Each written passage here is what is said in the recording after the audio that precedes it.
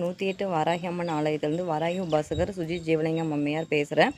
26 அடி உயரத்தில் வீற்றிருக்கும் யமன் வாராகி அம்மன் கம்பீரமாக எருமையை தன் வாகனமாக வைத்து காட்சி அளிக்கிறாள். நேற்று தேய்பிறை அஷ்டமி நாளில் கோயம்புத்தூர், ஈரோடு, நாமக்கல் பக்தர்கள் நம் கோயிலுக்கு வருகை புரிந்தார்கள். நேற்று தேய்பிறை அஷ்டமி நாளில் கோயிலுக்கு வருகை புரிந்த பக்தர்கள் அனைவரும் 108 வாராகி அம்மனுக்கு அவரவர்கள் குறைகளை கூறி அதை நிவர்த்தி செய்யும் பொருட்டு ஒவ்வொரு வாராகி அம்மனுக்கும் அவர்கள் கைகளாலே அபிஷேகம் செய்து ஆராதனை செய்து வேண்டிக் கொண்டார்கள். 108 வாராகி அம்மனும் இங்கே வீற்றிருக்காங்க.